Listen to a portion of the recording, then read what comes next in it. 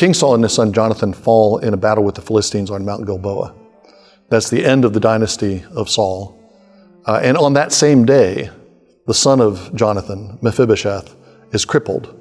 His nurse tries to rescue him from the Philistines who are invading and coming into the kingdom, but she falls, the child is thrown down, and Mephibosheth is crippled.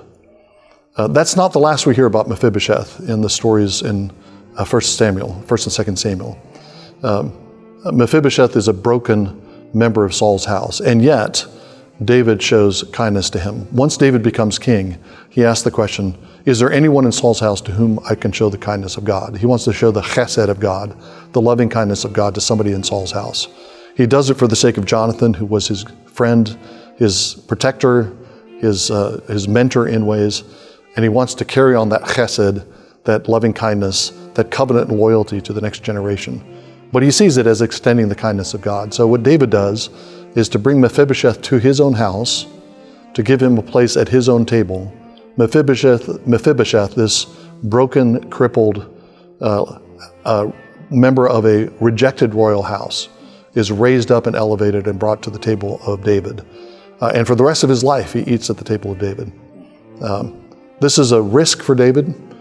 Even to keep Mephibosheth alive is a risk for David. Mephibosheth, even though he's crippled, has the potential to become a focal point for a Benjamite revival. There are people who want Saul's household and Saul's dynasty to continue. And as long as Mephibosheth is alive, then he could become the focal point for that kind of revival. Instead of eliminating Mephibosheth, though, David extends the kindness of God to him.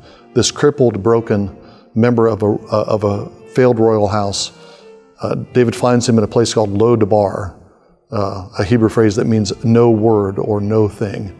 Even Mephibosheth, the very name, contains a negative. Bosheth means shame. He's a man of shame. And yet David brings him into his house and seats him at his table. We are all Mephibosheth. We're all members of a failed dynasty. Our father Adam sinned. Our father Adam was cast out of the garden, cast away from the Lord's table. We are nothing. We've been reduced to nothing. We're crippled in our souls and in our bodies. And yet the greater David invites us to his table and raises us up to eat at this royal table in his house forever. Jesus, the greater David, extends his kindness, his covenant loyalty to all of us because we are all Mephibosheth.